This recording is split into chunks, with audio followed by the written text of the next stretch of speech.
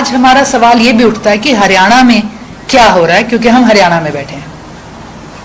भाजपा के अंदर एजुकेशन का क्या स्तर रहा है और क्या इंपॉर्टेंस है, ये इस बात से हम आंकलन लगा सकते हैं कि चाहे हमारे देश के मुखिया रहे हों, चाहे हरियाणा प्रदेश के हमारे एजुकेशन के मिनिस्टर रहे हों, उनकी एजुकेशनल क्वालिफिकेशन और डिग्री के ऊपर अक्सर अटकलें या सवाल उठते रहते हैं।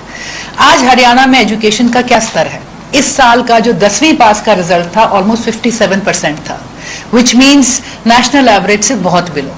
आज की तारीख में हरियाणा के सरकारी स्कूलों में 38,000 के करीब टीचर्स के पद खाली पड़े हैं।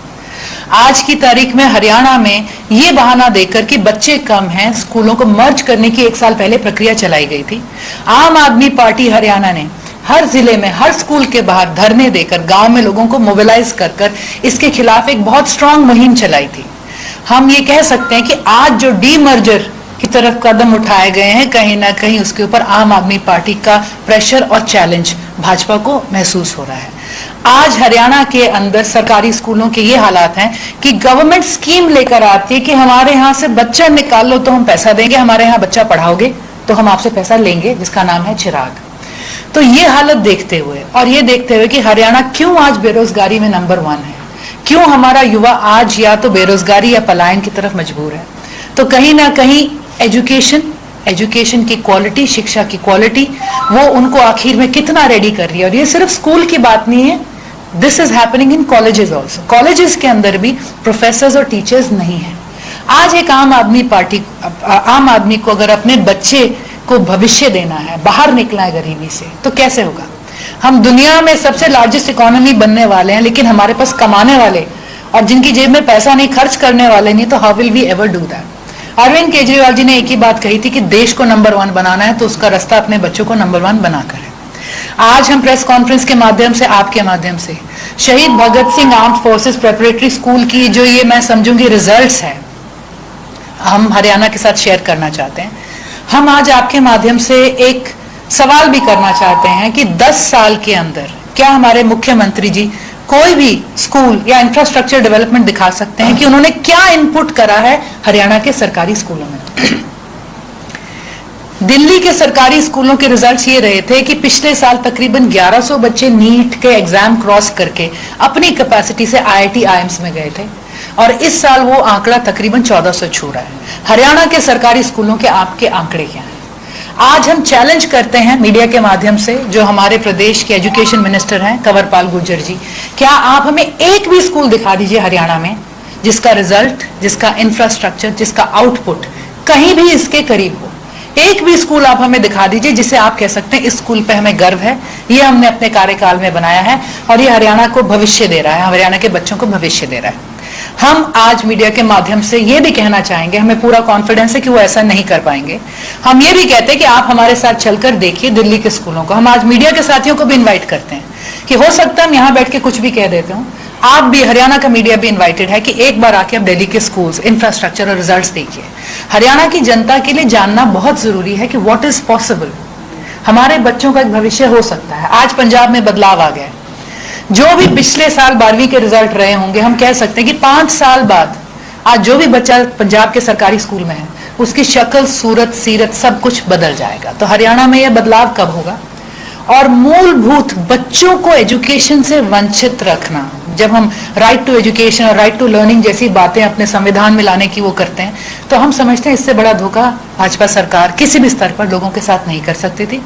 आज हम यही कह रहे हैं कि कंवरपाल गुर्जर जी हमें एक भी स्कूल दिखा दें, और नहीं है तो हमारे साथ दिल्ली के स्कूल देखने चलें। देखिए, इंफ्रास्ट्रक्चर के मामले में हरियाणा बहुत अच्छी पोजीशन में है, और चित्रा सरवारा जी ने जो रोप लगाया, मेरे अभी कुछ पत्रकारों के साथ बात हुई थी और उन्होंने मुझे बताया कि इनके कुछ स्कूल हैं, उनको तो आप देख सकते हैं जाके, लेकिन जो बाकी के स्कूल हैं आप वहां जाके उनको देख नहीं सकते, कोई खबर बना नहीं सकते, वीडियो जारी नहीं कर सकते। अगर वहीं इन्हीं के जो मुख्य अध्यापक हैं वो साफ कहते हैं कि सरकार का आदेश है, आप इसको देख नहीं सकते। ये बिल्कुल उसी तरीके से है जिस तरीके से कम्युनिस्टों के राज में होता था कि जो चीज वो दिखाना चाहते हैं वो तो आपको दिखाएंगे, जो चीज नहीं दिखाना चाहते वो आपको नहीं दिखाएंगे। मैं आपको ही कह रहा, मुझे जाने की जरूरत नहीं है, मैं आपको ही कह रहा कि आप ही जाके देख लो उनके स्कूलों को, वो कुछ स्कूल है जिनको वो दिखाते हैं, जहां उनके स्विमिंग पूल है या कुछ है, वो 20-30 स्कूल है, बार बार उसी को दिखाते हैं और ये उनका एक तरीका है। और जहां तक उन्होंने कहा कि हमारा रिजल्ट अच्छा रहा, तो मेरा निवेदन ये है कि उनका 9th का रिजल्ट देखो पहले क्या है, उसमें कितने बच्चे फेल करे, फिर 11वीं का रिजल्ट देखो उसमें कितने बच्चे फेल करे। तो जानबूझ के उन बच्चों को फेल करके ताकि अगली क्लास का जो 12वीं का रिजल्ट दिखाना वो उनका अच्छा आना चाहिए, जो 10वीं का रिजल्ट आना वो उनका दिखाना चाहिए। तो दिखावे में इनका बहुत बड़ा विश्वास है कि केवल ये जनता के सामने जाएगा, ये दिखाना चाहिए। अभी आप इंटरनेट पे या कहीं भी आप उसको खोज कर लो और आपको पता चलेगा कि 9th में क्या हाल है और उनका 11वीं में क्या हाल है। तो दिखाने के लिए अभी तक जितने सर्वे हुए देश के सभी स्टेटों के, अभी तक मेरे ध्यान नहीं है कभी दिल्ली 10वें नंबर पे भी आया हो। पहले दूसरे की बात छोड़ो, 10वें नंबर पे भी दिल्ली कभी आया नहीं एजुकेशन के मामले में, आज तक दिल्ली कभी 10वें के नंबर है।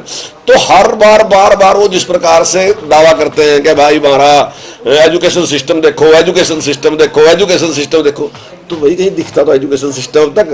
दूसरा उनका मेडिकल के बारे में बार बार सोच करते हैं, हमारी मेडिकल की सुविधाएं इतनी अच्छी है, इतनी अच्छी है, इतनी अच्छी है। तो भाई इमरजेंसी में पता चलेगा ना आप कैसे ड्राइवर हैं। आपकी ड्राइवरी का पता तब चलेगा जब सड़क खराब होगी, आपकी ड्राइवरी का तब पता चलेगा अचानक कोई चीज आपके सामने आएगी, तब पता चलेगा आप ड्राइवर है नहीं है। वैसे तो सीधी रोड पे से भी चला रहे। तो अभी कोरोना आया था और कोरोना के दौरान तोते उड़ गए सारे। इन्होंने बसें भरी, जो प्रवासी आदमी थे उनकी बसें भरी और दिल्ली से बाहर छोड़ दी। हमने तो नहीं छोड़ दी बाहर। इनके पेशेंट हमारे यहाँ थे, हमारे पेशेंट यहाँ नहीं थे। आम रूटीन में लोग दिल्ली इलाज कराने के लिए जाते हैं, लेकिन जैसे ही कोरोना आया तो आप हरियाणा के किसी सीएमओ से पता कर लो, हर हॉस्पिटल में दिल्ली का पेशेंट था। 200 पेशेंट एक हॉस्पिटल में इनके रहे। तो ये सारे सिस्टम को संभाल नहीं सके। लेकिन दावा इनका यही है कि हमने मेडिकल सुविधाएं जो है वो कमाल कर दिया, हमने जो एजुकेशन है उसमें कमाल कर दिया। लेकिन वो कमाल कहीं दिखाई नहीं दे रहा, प्रैक्टिकल दिखाओ उसने कहीं, केवल जुबान चल रही। और वो जुबान का तो ये है कि भाई एडवर्टाइज आप इतनी देते हो। अब आप कोई सा पेज देख लो, अब चंद्रयान गया, 600 करोड़ में चंद्रयान चला गया, सरदार जी ने 750 करोड़ रुपए की एडवर्टाइज दी थी एक साल में।